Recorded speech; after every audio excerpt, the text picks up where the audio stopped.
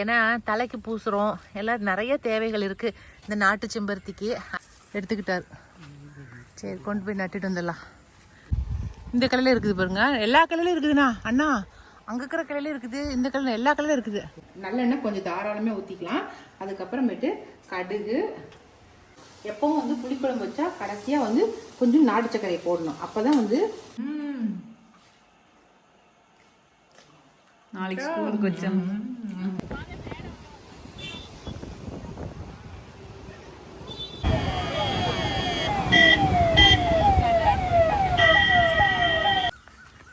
எல்லாருக்கும் வணக்கம். இது நம்ம காக்கை கூட்டம். இன்றைக்கி வந்து நம்ம தோட்டத்தில் வந்து கொஞ்சம் செம்பருத்தி பூச்செடி தாங்க நடவு செய்யலாம் அப்படின்ட்டு.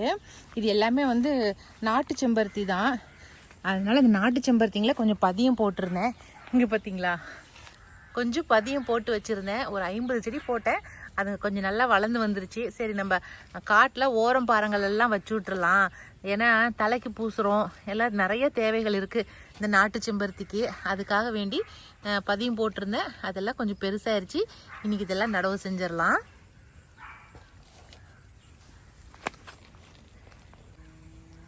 இந்த பாக்கு தோப்புக்குள்ளார எவ்வளோ பூண்டு போனாலும் முளைச்சி கிடக்குது பாருங்கள்.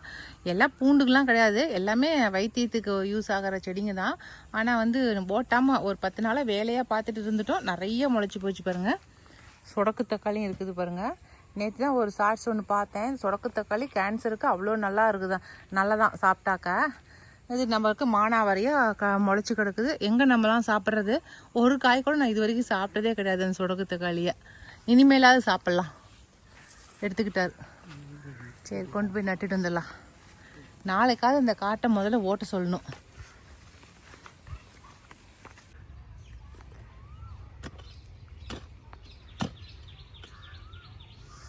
நல்லா வேலி சுற்றிலையும் வந்து வச்சிடலாம் அப்படின்ட்டு பாருங்க. தென்னை மரம் இருக்குது, தென்னை மரத்துக்கு இடையில வச்சு விடலாம் ஒரு 2 செடியா அப்படின்ட்டு தான் ஐடியா பண்ணுறேன். ஏன்னா கரை ஓரம் தானங்களா, அதுக்காக தான்.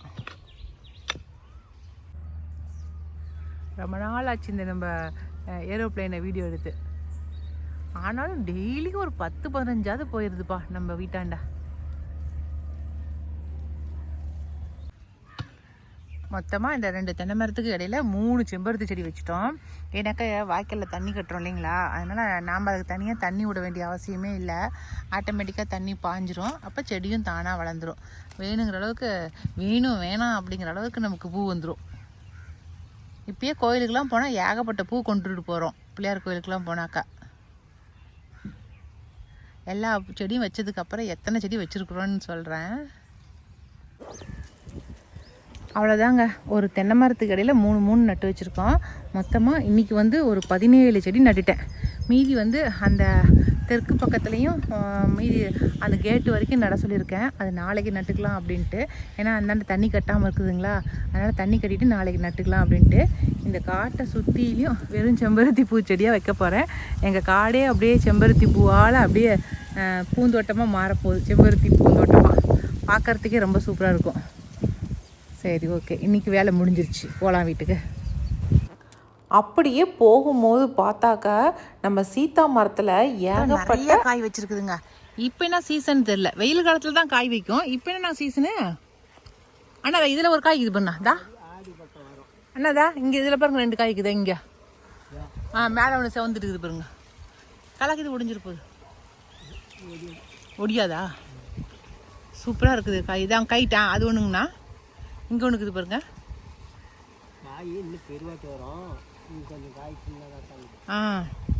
இந்த கலரில் இருக்குது பாருங்க. எல்லா கலர்லையும் இருக்குதுண்ணா அண்ணா. அங்கே இருக்கிற கலர்லையும் இருக்குது, இந்த கலரில் எல்லா கலரும் இருக்குது. இந்தா இங்கே ஒரு காய்க்கு பாருங்க. இது ஒன்று சிவந்து இருக்குது பாருங்க. இந்தா இது பாருங்க, இது ஒன்று சிவந்து இருக்குது. அங்கே ஒன்று இருக்குதுங்க. அங்கே இங்கே காய் இருக்குது, அங்கே காய் இருக்குதுன்னு சொல்லி எல்லா காயுமே பறிக்க வச்சுட்டேன் நான். ஆனால் இப்போ சீசனே இல்லைங்க. ஆனால் இந்த டைமில் காய் காய்ச்சிருக்கு. ஆனால் காய் காய்ச்சதுனால காய் ஒன்றும் பெரியவாட்டாக இல்லை, ரொம்ப சிறு காயாக தான் இருந்துச்சு. எது எப்படியோ நமக்கு சீத்தாப்பெல்லாம் கிடச்சிருக்கு, அவ்வளோதான். கிடைச்ச வரைக்கும் லாபம்னு சொல்லிட்டு நம்ம எடுத்து சாப்பிட்ற வேண்டியது தான். எல்லா காயுமா மொத்தமாக பறிச்சுக்கிட்டு எடுத்துகிட்டு வந்துட்டேன் வீட்டுக்கு.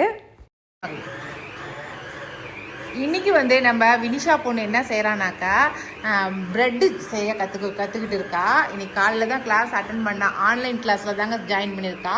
அவங்க வந்து கற்றுக் கொடுத்துருக்காங்க ப்ரெட் எப்படி செய்கிறதுன்னு சொல்லிட்டு. அதனால் இன்றைக்கி அந்த ரெசிபி வந்து செஞ்சிட்ருக்கா. ப்ரெட்டை எப்படி செய்கிறது அப்படின்னு செஞ்சு பார்த்துட்ருக்கா. கரெக்டாடா? அடுத்து நம்ம வந்து ப்ரெட்டாக சாப்பிட போகிறோம். ப்ரெட்டுனா ப்ரெட்டு மட்டும் இல்லை, ப்ரெட் இந்த லோஃப் மாதிரி பண்ணி நீங்கள் கட் பண்ணி நார்மலாக ப்ரெட் சாப்பிட்றீங்களா, அது செய்யலாம். பாவ் பாஜிக்கு செய்கிறோம்ல அந்த இது செய்யலாம். அப்புறம் பன்னு வந்து தொட்டு சாப்பிடுவாங்க, உருண்டை பண்ணு அந்த பன்னு செய்கிறேன். 3 செஞ்சுருக்கேன். அப்புறம் வந்து ஃபொக்கேஷியான்னு சொல்லிட்டு ஒரு அது வந்து கொஞ்சம் காரமாக இருக்கும், அது செய்கிறேன். ஃபொக்கேஷியா செய்கிறோம். அப்புறம் வந்து இன்னும் பப்ளா அது மாதிரி 2-3-4 டிஷ்ஷஸ் ப்ரெட்லேயே வந்து வித்தியாசமாக செய்கிறதெல்லாம் வந்து சொல்லியிருக்காங்க. ஓகே, இன்னைக்கு தான் ஃபஸ்ட் கிளாஸ் அட்டன் பண்ணியிருக்கா. அதனால் இதுக்கு மேலே வந்து செஞ்சுட்டு உங்களுக்கு காட்டுறோம். இதனுடைய ரெசிபிலாம் வந்து காட்ட முடியாது. அதனால வந்து நாங்கள் செஞ்சதை மட்டும் காட்டுறோம் உங்களுக்கு. ஓகே, எப்படி அவுட்புட் வருதுன்னு சொல்லி பார்க்கலாம். நான் போய் கொஞ்சம் செடிகளை நடவு செய்யணும், நட்டுட்டு வந்துடுறேன். அதுக்குள்ளார வந்து நீ ப்ரெட்டை கொஞ்சம் ரெடி பண்ணிடு. சாயந்தரம் விகாஸ் தம்பிக்கு பாவு பாஜி செஞ்சு கொடுத்துடலாம். ஓகே, எனக்கு கொஞ்சம் சப்பாத்திக்கு மாவு பிணைஞ்சு வச்சிரு நைட்டுக்கு. ஓகே ஓகே சொல்லு.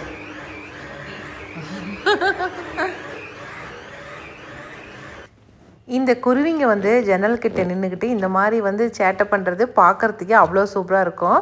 எங்கள் வீட்டுக்கார்ட்ட சொல்லி ஒரே ஒரு கிர்லு கம்பியை மட்டும் அறுத்து விட்டுறலாம், அப்போ தான் இன்னும் கொஞ்சம் க்ளோஸ்அப்பில் பார்க்க முடியும் அப்படின்னு நினச்சிட்ருக்கேன். ரொம்ப அழகாக இருக்குங்க. நான் அடிக்கடி இந்த குருவிங்களை வீடியோ எடுத்துகிட்டே இருப்பேன். ஏன்னா நம்ம இவ்வளோ க்ளோஸ்அப்பில் நம்மளால் யாராலையும் பார்க்க முடியாது இல்லைங்களா. அது எனக்கு ரொம்ப சந்தோஷமாக இருக்குது, இவ்வளோ க்ளோஸ்அப்பில் பார்க்குறோமே அப்படின்னு சொல்லிட்டு.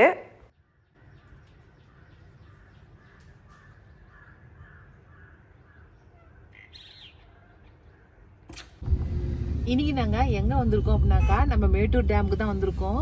மேட்டூர் டேமில் இப்போ தான் வந்து நமக்கு வந்து தண்ணி திறந்து விட போகிறாங்க. திறந்து விடுறத போய் வீடியோ எடுக்கணும் அப்படிங்கிறதுக்காக தான் வந்திருக்கிறேன். வாங்க நம்ம மேட்டூர் டேமில் தண்ணி திறக்கிறத பார்த்துடலாம். டேம் ஃபுல்லாக நம்பிருச்சு, அதனால தான் திறந்து விடுறாங்க. வாங்க சீக்கிரமாக போய் பார்த்துடலாம். காட்டுறான்டா. அதுக்குள்ள ஜனங்களுக்கு எப்படி தெரியுமோ தெரியல, கூட்டம் வர்ற அதுக்குள்ள எவ்வளவு கூட்டம் வந்துருச்சுன்னு. இங்க நிறைய பேர் எல்லாம் வீடியோ எடுத்துட்டு இருக்காங்க பாருங்க. இப்பயும் உள்ள வண்டிங்கெல்லாம் உள்ளீங்க எவ்வளவு பேர் ஓடுறாங்க பாரு குடுகுடுன்னு. ஏன்னா அதுக்குள்ள எவ்வளவு கூட்டம் வந்துருச்சு பாரு.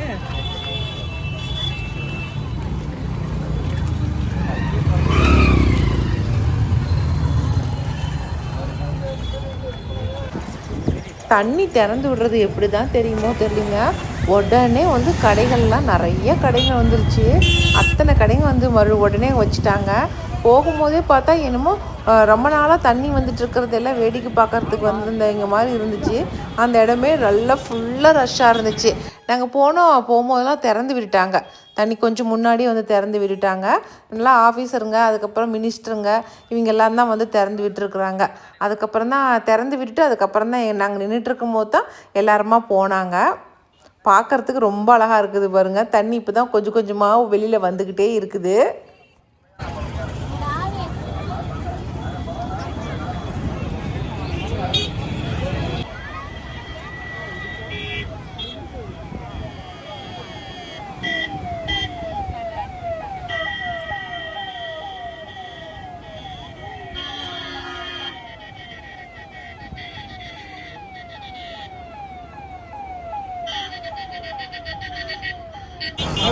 என்னடா ஒரே சைரன் சத்தமாக கேட்குதுன்னு சொல்லி பார்க்குறீங்களா?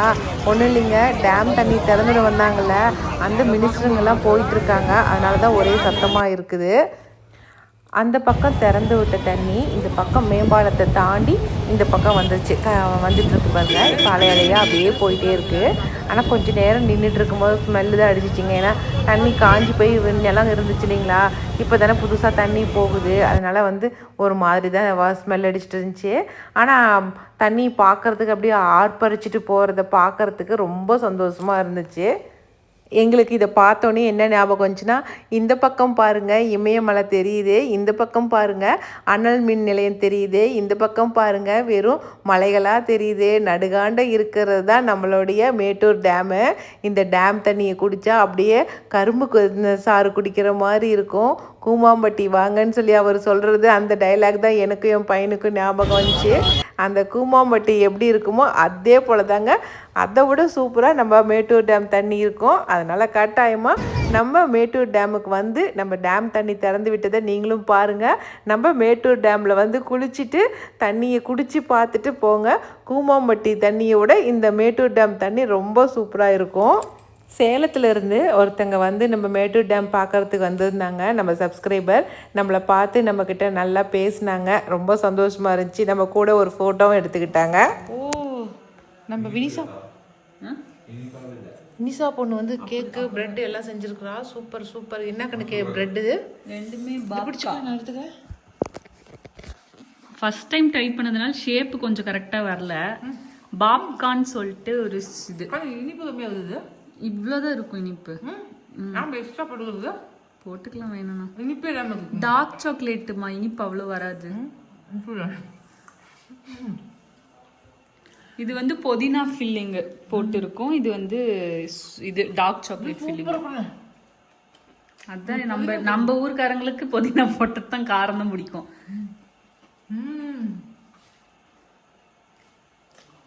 நாளைக்கு ஸ்கூலுக்கு வச்சோம்.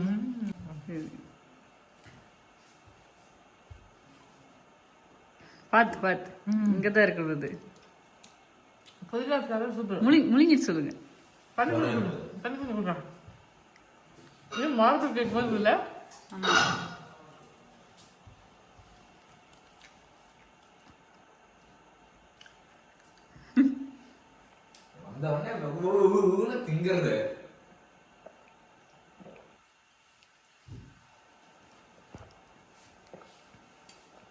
உள்ள போனோடனே வாசம் கமகமன்னு அடிச்சிச்சு.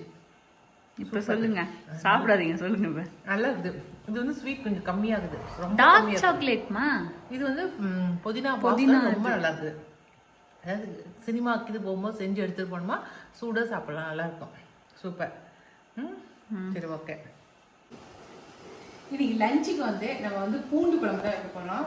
பூண்டு குழம்பு என்னங்கக்கா பெரிய விஷயம் அப்படின்னு நினைப்பீங்க. அப்படி இல்லை, பூண்டு குழம்புலேயே நிறைய வித்தியாசமாக வைக்கலாம். இன்னைக்கு நம்ம வைக்க போற பூண்டு குழம்பு வந்து ஒரு வாரம் நாள் நம்ம வெளியிலேயே வச்சா கூட கெட்டு போகாது. சரிங்களா? இது நமக்கு யூஸ் ஆகுமோ அப்படின்னு யோசனை பண்ணி பார்க்குறா. இது வினிசாக கற்றுக் கொடுக்கறதுக்காக செய்யற பூண்டு குழம்பு. சரிங்களா? இது வந்து பூண்டு கொஞ்சம் ஒரு கைப்பிடி அளவுக்கு பூண்டு எடுத்துக்கங்க. சீரகம், மிளகு இது மூணையும் நம்ம நைஸாக அரைச்சி எடுத்துக்கலாம். ஃபர்ஸ்ட் வந்து நல்லெண்ணெய் ஊற்றிக்குங்க. நல்லெண்ணெய் கொஞ்சம் தாராளமே ஊற்றிக்கலாம். அதுக்கப்புறமேட்டு கடுகு, அதுக்கப்புறம் கடலைப்பருப்பு,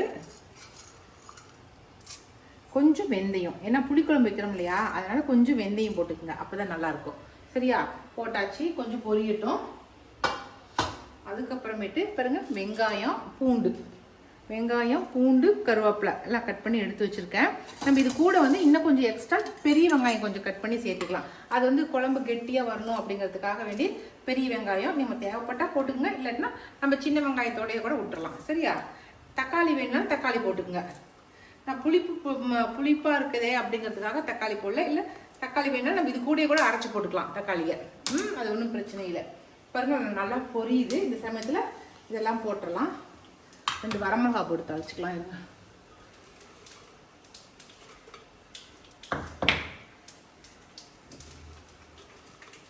ஓகேவா?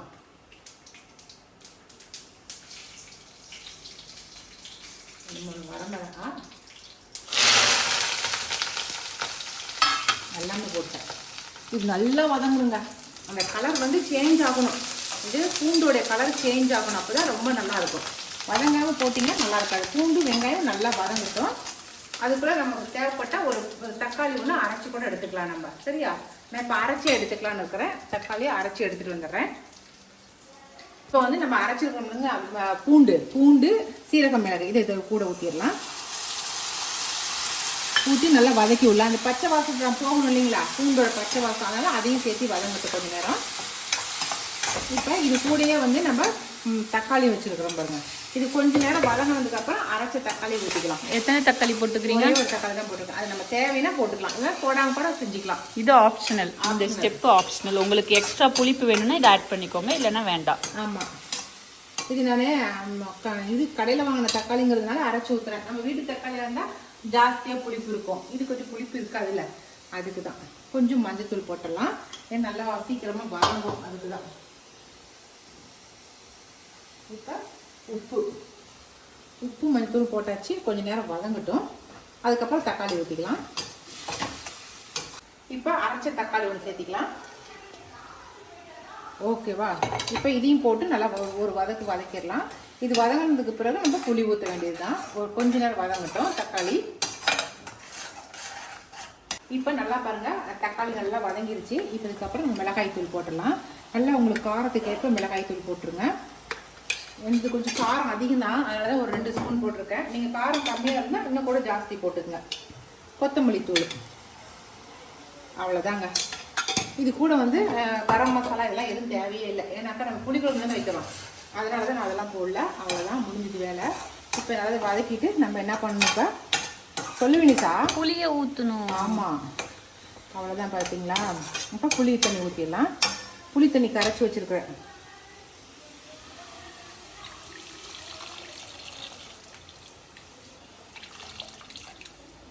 இதுக்கு நம்ம தேங்காய் ஊற்ற தேவையில்லை.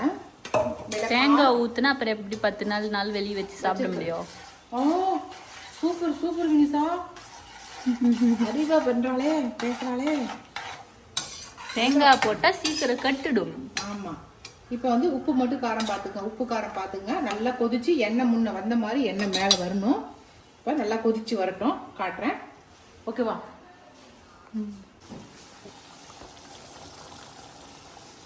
அவ்வளோதான். கடைசியாக வந்து கொஞ்சமாக நம்ம வந்து நாட்டு சர்க்கரை போட்டுக்கலாம்.